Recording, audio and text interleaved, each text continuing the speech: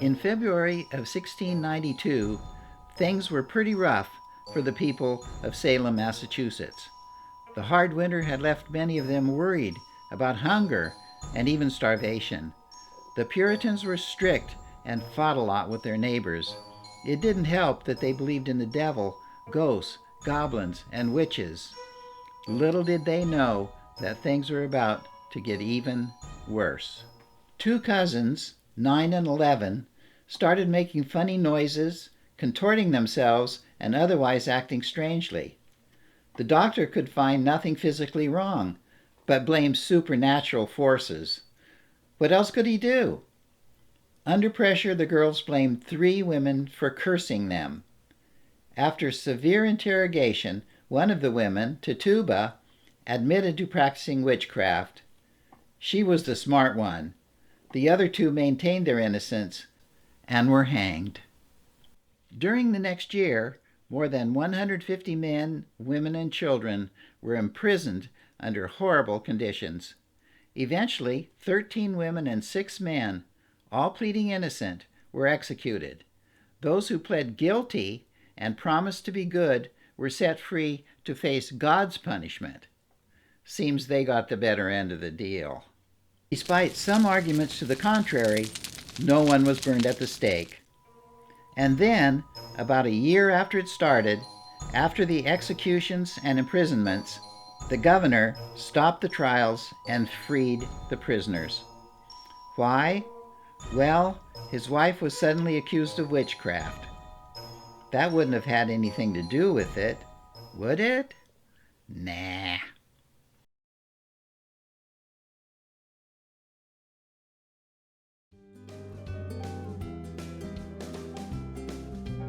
It's October 2018. Kathy and I cruised from Quebec City, Canada, to Boston. We waved goodbye to crew members as we left the ship. We decided it'd be fun to take a side trip to Salem. Neither of us had been there, and we wanted to learn more about the witches. At 9 in the morning, we hopped the train for the half-hour ride to Salem. Seeing the crowd makes it dawn on us that it's Sunday, the weekend before Halloween, a big day in Salem. The crowd pours onto the platform and up the stairs and passes some carnival rides waiting to be assembled.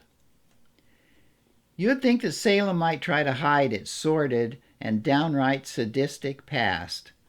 But no, the city embraces it. Good for the economy, I guess. Fun, too.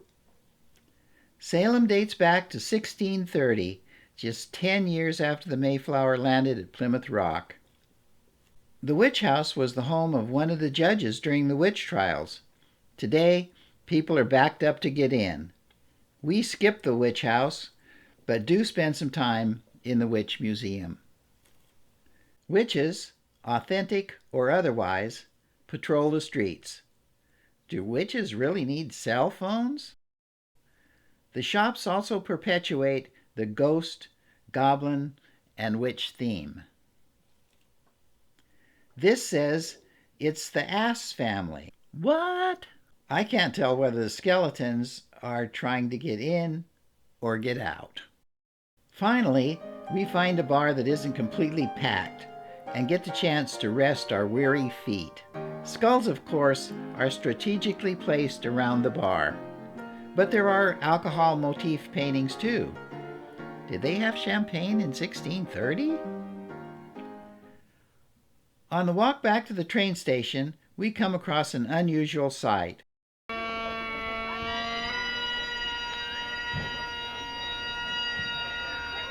he turns around, you shouldn't.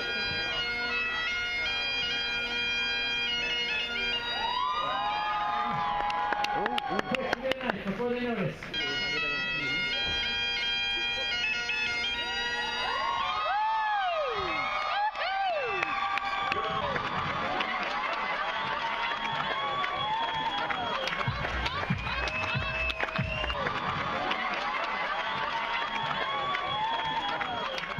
Hey, you don't see a kilt wearing, unicycle riding, bagpipe playing, juggling Scottish stripper every trip. That was a great ending to a fun day in Salem, Mass. The city with an unsavory past, but a bright and cheery present, at least on Halloween.